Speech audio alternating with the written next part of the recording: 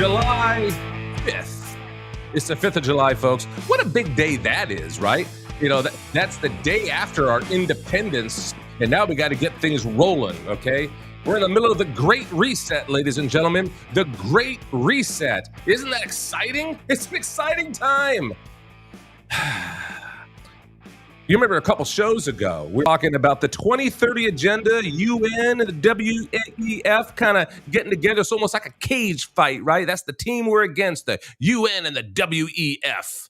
But the fact is, folks, it's not a joke. And we're going to dive right back into it. I typically would do a monologue right now. I'm not going to do it because I want to save us time on this 1 hour show. Eric, how are you doing? The producer extraordinaire. Doing good. We have a lot to cover, but yeah, it's just some serious stuff.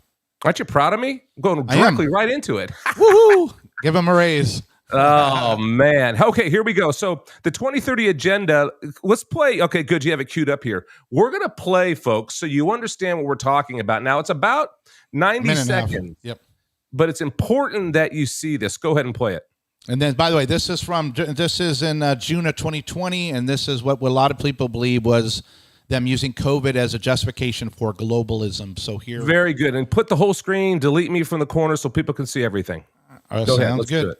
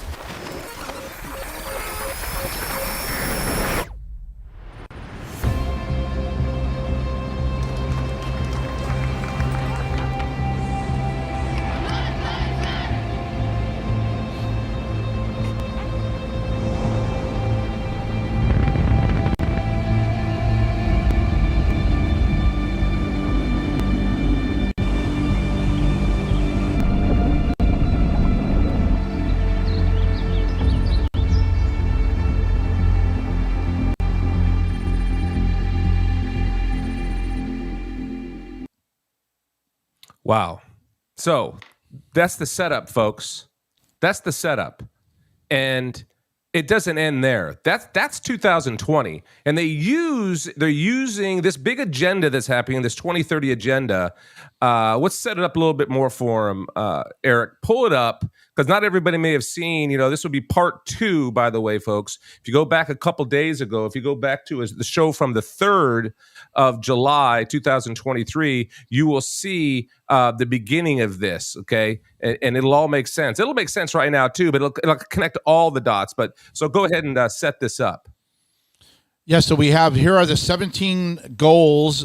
What you have is the United Nations Agenda 2030 in conjunction with the Great Reset Agenda 2030 and the World Health Organization, all trying to have the world under a utopian state of global equity by 2030. So in 6 years, Craig, how do you think, 6 or 7 years, how do you think the world is going to hit these 17 very aggressive goals for the sake of equity? Who's going to lose? Well, who loses? The biggest loser in all of this, folks, is the United States of America. It's you and I. The biggest losers by far, because remember, we've dumbed ourselves down. If we learned anything in the Trump administration, love Trump or hate Trump, I don't care. I'm not emotional about it when it comes to that. What I care about when it comes to these leaders, I care about what are their policies? What are they doing? How does it help the republic? Okay. And these things, these color charts, it's like everything's colors of the rainbow now. Everything's out there and they're telling you they're going to get these things done. Why are they doing it? Why are they so hell-bent? They being the world out there, the World Economic Forum, the World Health Organization. All right. How do they think that it's best for us? Well, they don't. The America has to fall, ladies and gentlemen, for this stuff to happen. You must be depleted. They must deplete your money. They must deplete your voice. They have to deplete your liberty. And I'll pause there really quick here because I want to tie something into this. When I talk about depleting your voice, the same time, we have a federal judge right now that I don't know if we have this. I know we talked about it, Eric, but I don't know if you have something to show here, but I'm going to connect the dot for you. You have the 2030 agenda, and then you have, there it is, federal judge blocks Biden administration from meeting with social media companies. Folks, think about that. Federal judge, why? Eric, tell the folks why that he blocked it. What happened? What is it that they did, the social media companies like Facebook and Twitter, for example, and the federal government and even state governments? What happened?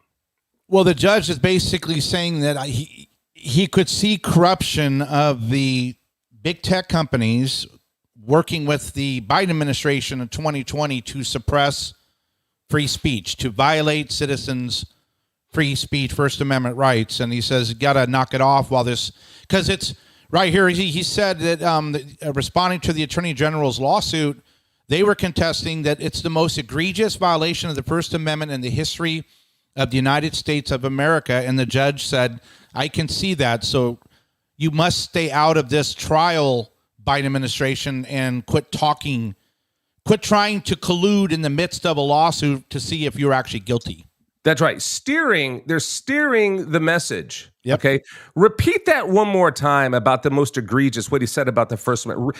Folks, it's very important. Turn the volume up on this right here. Just turn it up. Really let it sink in. Go ahead. Read that again about what the judge said. Yeah, so the injunction was a victory for the state attorney general, who has accused the Biden administration of enabling a sprawling federal censorship enterprise to encourage tech companies to remove politically unfavorable viewpoints and speakers. And the point to the judge was, according to the attorney general, this of the state, this is the most egregious violations of the First Amendment in the history of the United States of America. So think about that. That plays right into the 2030 agenda. It plays right into what they're trying to accomplish, which is limiting your voice, not allowing you to have the power of the First Amendment of the Constitution to give you the data and the information and be able to speak amongst each other through these digital platforms, which is the modern day communication, right? Where you can go into a Facebook and talk about a lot of things, good, bad, or otherwise, but you couldn't talk about what was going on with COVID and going on with the shots and going on with the reactions to the shots and how kids shouldn't take it, the whole nine, ivermectin, and couldn't check your family out of the hospital. People were dying in the hospital in droves because they're getting the wrong medications. And then your doctor said that they couldn't, that even if you could get the doctor to prescribe it, then that you wouldn't get it filled by the pharmaceutical department. So you can go to the pharmacy because big pharma controls all of that. And these big agencies control that, and they quash your voice. That's what has to happen. So to answer your question, Eric, about what has to happen, the United States of America has to be shut down. By the way, a assistant professor at Stanford concerning this, the lawsuit was brought by Louisiana and the attorney generals from Louisiana and Missouri, but they're saying that the injunction is strikingly broad and clearly is intended to chill any kind of contact between government actors and social media platforms, professor at Stanford. So this was a pretty stark condemnation of what big tech's been doing in the elections. That's exactly right. So you try to wonder, you sit back, folks, you go, how did this happen? What is going on? How could we be this far off the rails? How is it that we're losing? We're losing because we have crooked politicians teamed up in the U.S., crooked U.S. politicians, crooked corporations. You just have to look at BlackRock, look at J.P. Morgan. What are they doing in Ukraine? Big money grab, folks. There's a lot of money that can be made in the Great Reset. All right, and part of that Great Reset is resetting your money as well. Oh boy, we're going to get into that, digital currency, all that kind of stuff. But I do not want to filibuster on this. So let's go to your next point here. Okay, so my question to you is this: so can you imagine how much money contractors are going to make if they can be part of trying to enforce the 17 goals? 100%.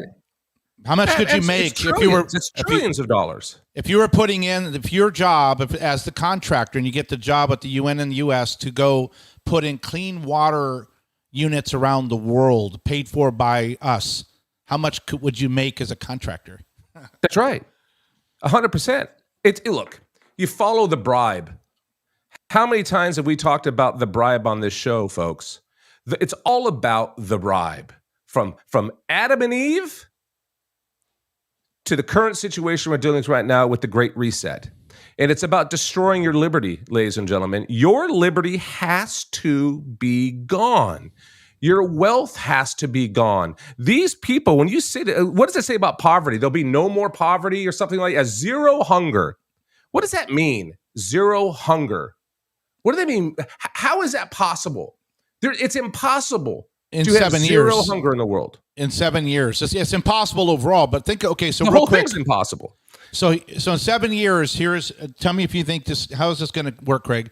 There's going to be no poverty, no hunger. Everybody will be healthy. They'll have every same education worldwide, but you got to throw in a gender equality in the middle of that, because that would be crucial for sustainability. Clean water for everybody, affordable energy for everybody, decent work for everybody, in same industry for everybody, reduced inequalities for everybody, sustainable cities for everybody, responsible consumption and production, climate action for everybody be required to do that. Life below the water, that has to be somehow, I don't know what that means. Life on land, peace, justice, and strong institutions for everybody, and partnerships for the global family for everybody. That is what the Biden administration, the Great Reset, the United Nations, Europe, Klaus Schwab, everybody was trying to shoot for in 7 years. Okay. So what I'm trying to do, I'm trying to pull up on my end so I can show it to you folks. There's a great video. I think I sent one to you as well concerning, communists and communism and the power of communism. I'm going to may have pulled that up in the break. I'm going to do that, folks. There's a couple of things I want you to see on this specific point, okay, that these people, this agenda, 7 years, it's like the Mayan calendar, right?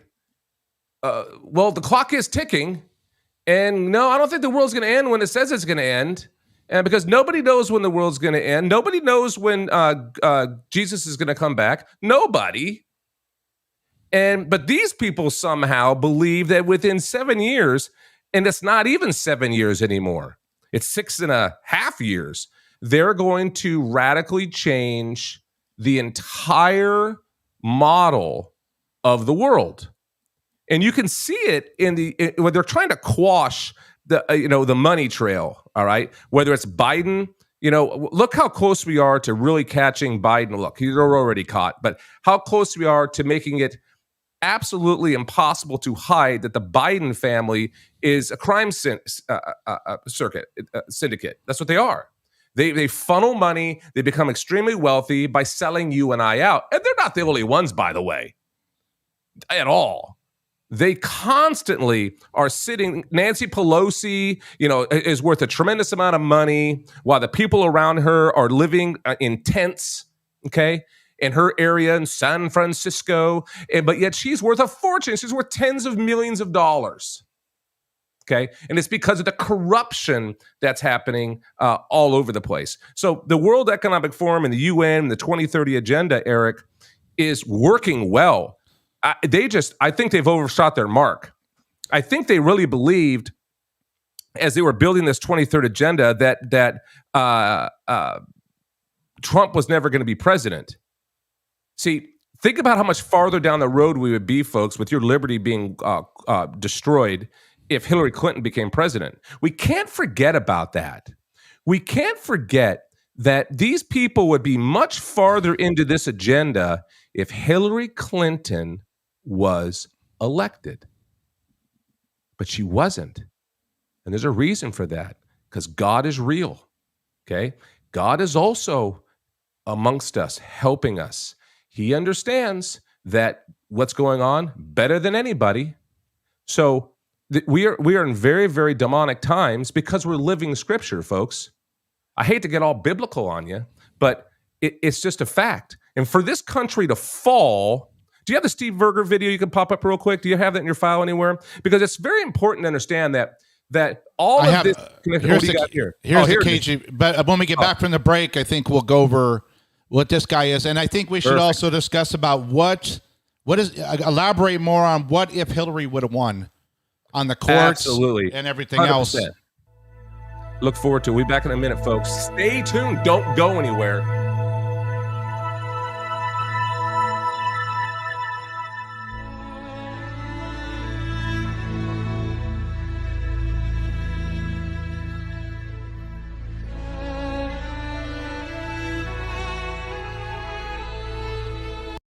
If you study history, in particular, just most recently, you look at what happened in Russia, the Russian Revolution, right? Alexander Solzhenitsyn teaches us, and history teaches us, the issue of the day was getting rid of God first in order for communism to take over. You go forward a few years later in history with Adolf Hitler. What was the first thing the Third Reich was doing?